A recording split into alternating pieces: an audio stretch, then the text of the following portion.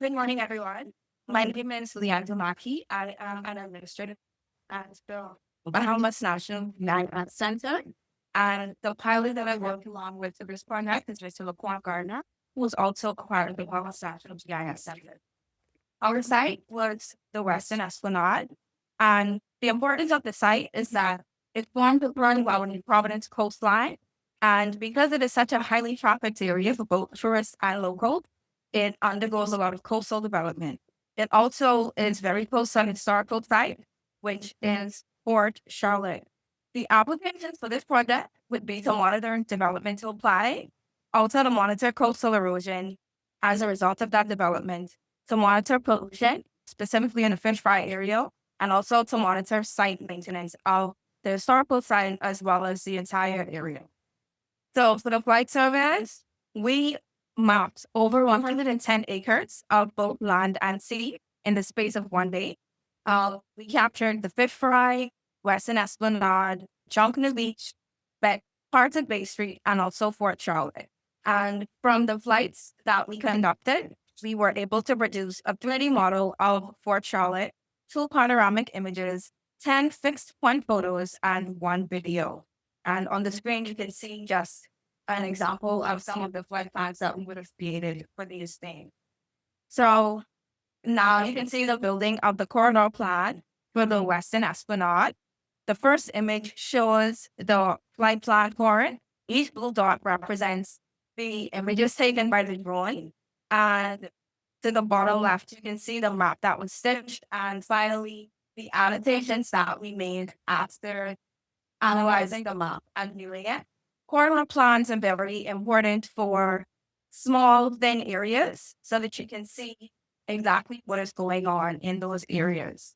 This shows the result of the 3D model. First, you can see the 𝗠rt𝗨𝗪𝗏, and as the slide shows, 3D models create digital twins of the physical structure, which can be very helpful in terms of education and outreach, and also to bring interest to an area. The second 3D model is of the fish fry, and you can see highlighted the different stalls, also areas that we found conch shell pollution, as mentioned by my colleague, Ms. Moss. So results, mapping and analysis. We have on the screen a metadata table, and this just shows what we really wanted to find in all of the areas. We highlighted the resource users, which is the public, vendors, also tourists. And the top image shows a digital elevation model, which can be important for just knowing how high or low an area is. And at the bottom, it shows the fish fry map that was done with the annotations. And like I said, we pointed out the stalls. We also pointed out the event spaces, public areas, as well as any areas of pollution that we may have found.